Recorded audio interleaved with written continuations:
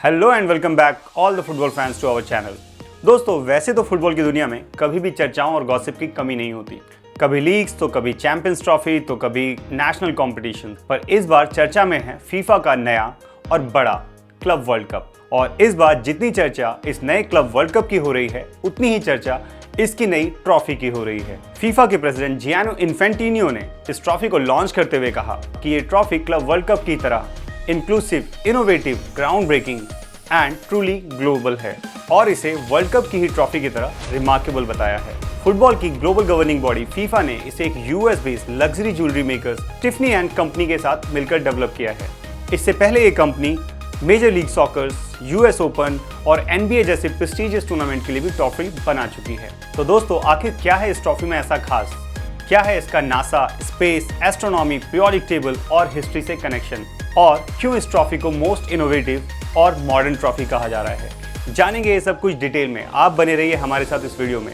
तो चलिए शुरू करते हैं। दोस्तों, अगर बात करें इस ट्रॉफी के इंस्पिरेशन और इसके डिज़ाइन की, तो फीफा ने इसकी इंस्पिरेशन ली है नासा के 1970 में लॉन्च किए वोगर मिशन से, जो कि एक डीप स्पेस रिसर्च मिशन था और ये आज तक का सबसे लंबा चलने वाला स्पेस मिशन है। इतना ही नहीं दोस्तों, फीफा ने इसके लिए पीरियोडिक टेबल, हिस्ट्री और एस्ट्रोनॉमी से भी इंस्पिरेशन ली है।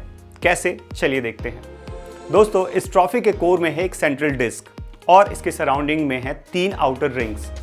जब ये तीनों आउटर रिंग्स इस कोर के साथ अलाइन होती है तो ये एक काफ़ी शानदार शील्ड का रूप ले लेती है।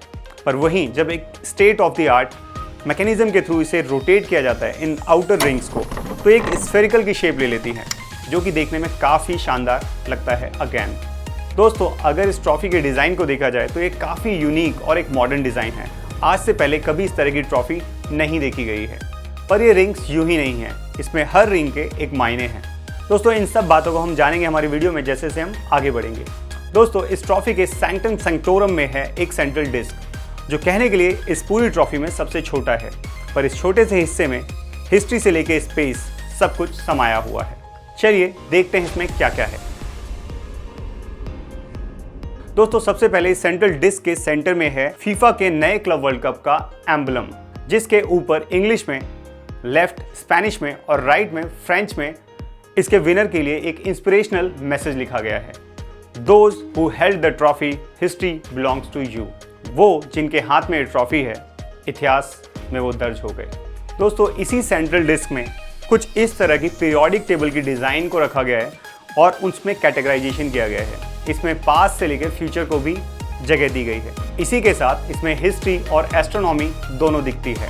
दोस्तों, 1904 में जब फीफा स्टैब्लिश हुआ था, जब फीफा की स्थापना हुई थी, और 2025 में जब मियामी में ये टूर्नामेंट का स्टार्ट होगा, उस दोनों वक्त ग्रहों की क्या दशा थी, दैट मीन्स प्लैनेट्स की क्या ओरिएंटेशन थी, ये एस्ट्रोनॉमी के थ्रू इस ट्रॉफी के सेंट्रल डिस्क में दिखाया गया है, जो कि ऑब्वियसली एक सिंबॉलिक है, पर ये कनेक्ट करता है इस ट्रॉफी को एस्ट्रोनॉमी से, हिस्ट्री से। इसमें फीफा की स्थापना जब हुई थी तो जो ओरिजिनल चार्टर साइन किया गया था, वो चार्टर भी आपको इसमें देखने को मिलेगा, जो कि अगेन एक हिस्ट्री के साथ इस ट्रॉफी का कनेक्शन है।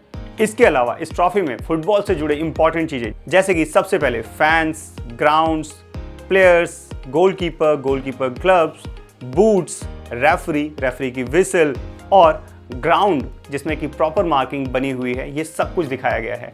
दैट सेज कि इस ट्रॉफी में फुटबॉल की पूरी हिस्ट्री को एनकैप्सुलेट किया गया है।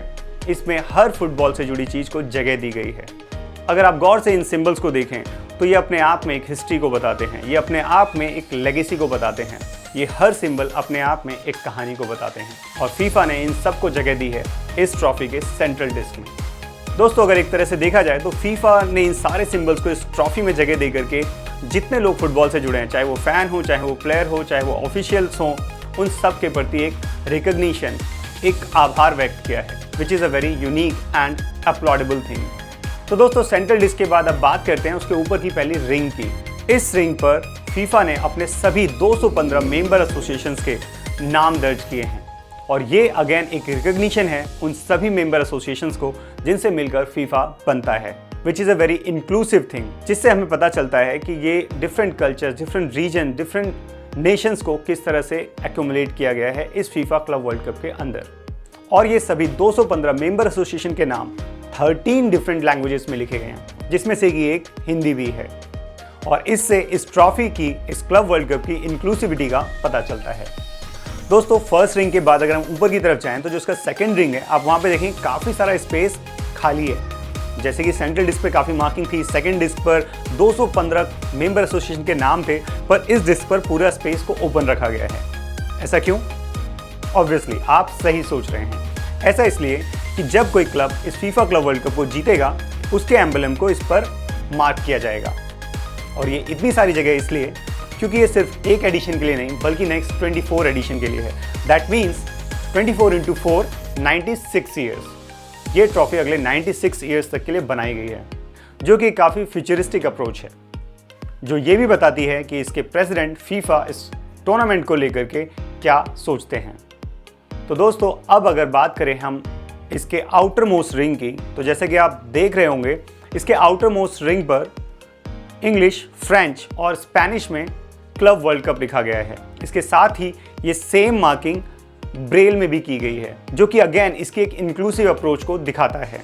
और इस क्लब वर्ल्ड कप का सबसे टॉप की रिंग में लिखा होना इस बात को दिखाता है कि कैसे क्लब वर्ल्ड कप इस सारे ब्रह्मांड को, या कहें कि सारी चीज़ों को अपने अंदर समाये हुए है। तो दोस्तों, अगर बात करें ओवरऑल ट्रॉफी की, तो एक बहुत ही शानदार, एक फ्यूचरिस्टिक, एक मॉडर्न, एक state of the art trophy है। आज से पहले किसी भी कंपटीशन में कहीं भी इस तरह की ट्रॉफी नहीं देखी गई है। ऑब्वियसली फीफा जब इस ट्रॉफी को बना रही थी तो उसके दिमाग में ये बात ज़रूर थी कि वो इस ट्रॉफी के थ्रू एक स्टेटमेंट देना चाहते थे। एक ट्रॉफी सिर्फ एक मेटल का पीस नहीं होती, बल्कि वो एक ट्रॉफी एक रिकग्निशन होती है उस प्लेयर की, उस टीम की, उस सपोर्ट स्टाफ की, उस नेशन के, उस मेहनत की, जिसके बाद वो इस ट्रॉफी को छू पाते हैं। और फीफा इस ट्रॉफी को इतना रिमार्केबल बनाना चाहता था कि हर कोई इस ट्रॉफी को जीतने की इच्छा रखे। शायद इसीलिए इस ट्रॉफी को बनाने के पीछे इतनी सारी चीज़ों को रखा गया है। Space, astronomy, science, history, everything what you say about the football.